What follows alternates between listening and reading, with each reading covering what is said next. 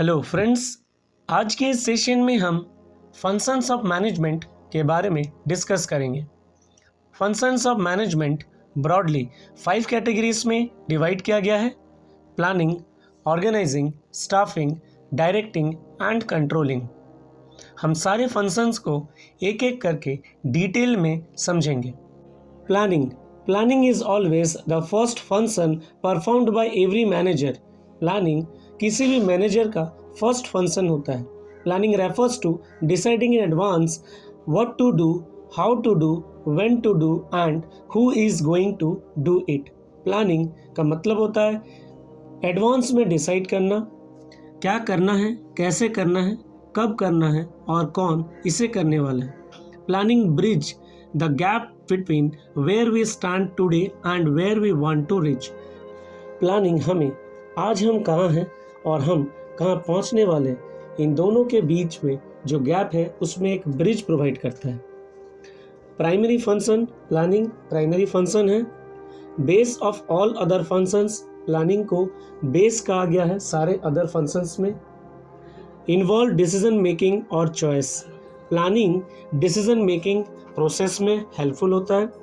First functions of management, planning is referred as first functions of management. Planning को first functions कहा गया है management का।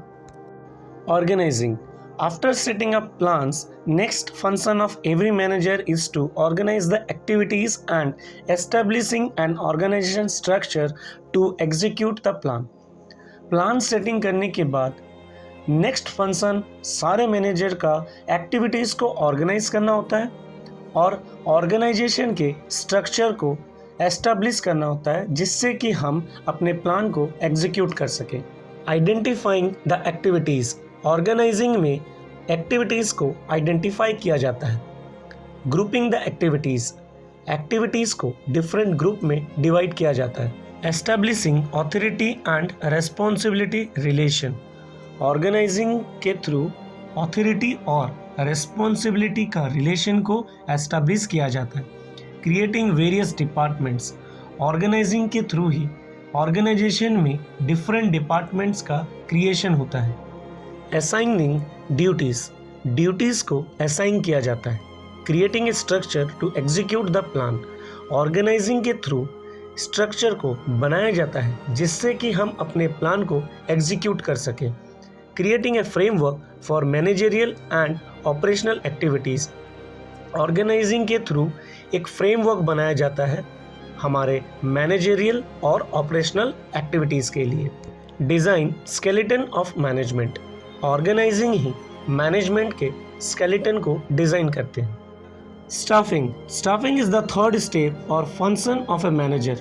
सारे मैनेजर का थर्ड स्टेप या फिर थर्ड फंक्शन कह सकते हैं, वो स्टाफिंग होता है।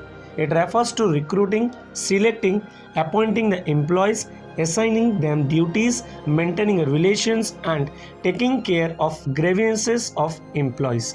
स्टाफिंग का मतलब होता है एम्प्लॉयज़ को रिक्रूट करना, उनको सिलेक्ट करना, उनको अपॉइंट करना ऑर्गेनाइजेशन में, उनको ड्यूटी असाइन करना, उनके बीच रिलेशन को मेंटेन करना और उनके ग्रीवेंसेस का ध्यान रखना। रिक्रूटमेंट एंड सिलेक्शन, स्टाफिंग के थ्रू हम एम्प्लॉयज़ को रिक्रूट करते हैं और सिलेक्ट करते हैं। Training and development of employees, staffing के थ्रू हम एम्प्लॉयज़ को ट्रेंड करते हैं जिससे कि वो डेवलप हो सके। इवैल्यूएटिंग द परफॉर्मेंस, स्टाफिंग ही हमें हेल्पफुल होता है जिससे कि हम इंडिविजुअल एम्प्लॉयज़ का परफॉर्मेंस को इवैल्यूएट कर सकते हैं। Decide the remuneration, promotion and increment, staffing के थ्रू हम एम्प्लॉयज़ के रेम्यूनरेशन, उनके प्रमोशन और उनके इंक्रीमेंट्स को डिसाइड करते हैं। Estimating number and type of employees an organization will need in near future, staffing से ही हम एस्टिमेट करते हैं कि कितने नंबर और किस टाइप के एम्प्लॉयज़ फ्यूचर में ऑर्गेनाइजेशन में रिक्वायर्ड होगी। Directing, once the employees are appointed there is need to instruct or direct them and get the work done. जब ऑर्गेनाइजेशन में एम्प्लॉयज़ अपॉइंट हो जाते हैं तब ऑर्गेनाइजेशन में उन्हें इंस्ट्रक्ट या फिर डायरेक्शन देना पड़ता है और उनसे काम करवाना पड़ता है। Directing refers to giving directions or instruction to employees by motivating them, supervising the activities and communication with them. Directing का मतलब होता है employees को डायरेक्शन देना, इंस्ट्रक्शन देना और उन्हें मोटिवेट करना, उनके एक्टिविटीज़ को सुपरवाइज करना, उनके बीच में कम्युनिकेशन करते रहना। इंस्ट्रक्टिंग एम्प्लॉयज़, डायरेक्टिंग के थ्रू हम एम्प्लॉयज़ को इंस्ट्रक्शन देते हैं। मोटिवेटिंग एम्प्लॉयज़, डायरेक्टिंग के थ्रू हम एम्प्लॉयज़ को मोटिवेट रखते हैं। Observing, supervising and guiding employees, directing के थ्रू हम एम्प्लॉयज़ को ऑब्जर्व करते हैं, उनको सुपरवाइज करते हैं और उनको गाइड करते हैं। कम्युनिकेशन विथ देम, डायरेक्टिंग के थ्रू हम एम्प्लॉयज़ के साथ कम्युनिकेट करते हैं। Heading employees towards the achievement of goal, directing के थ्रू हम एम्प्लॉयज़ से ऑर्गेनाइजेशन के गोल को अचीव करते हैं। It also includes motivation and leadership, directing के अंदर मोटिवेशन और लीडरशिप भी आते हैं। Controlling, this is the last function of managers. Controlling managers का लास्ट फंक्शन होता है। Managers try to match the actual performance with the planned performance, and if there is no match between both, then managers try to find out the reasons of deviation and suggest corrective methods. Managers actual performance और planned performance को match करती है। अगर इन दोनों में match ना हो तो मैनेजर्स ट्राई करते हैं कि डेविएशन के रीज़न क्या है और करेक्टिव मेथड्स सजेस्ट करते हैं। Controlling refers to all the performance measurements that keep the actual performance on the path of plan. Controlling का मतलब होता है कि परफॉर्मेंस को मेज़र करना, हमारा जो प्लान किया गया है वो एक्चुअल परफॉर्मेंस उस डायरेक्शन में जा रहे हैं कि नहीं। Ensure work accomplishment as per plan, हमारा जो प्लान है उसके अकॉर्डिंग वर्क एग्जीक्यूट हो रहा है कि नहीं। कंट्रोलिंग ये इंश्योर करता है। Comparison between plan performance with actual performance, controlling के वजह से ही हम एक्चुअल परफॉर्मेंस और प्लान परफॉर्मेंस के बीच में कंपैरिजन देख सकते हैं।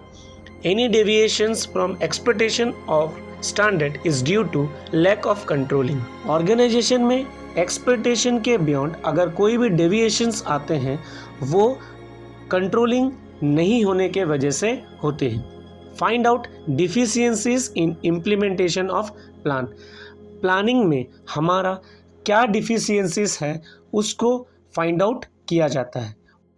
कंट्रोलिंग के थ्रू हमारे प्लान में जो इम्प्लीमेंटेशन हो रहा है उसमें जो खामियां हैं उसको हम फाइंड आउट करते हैं।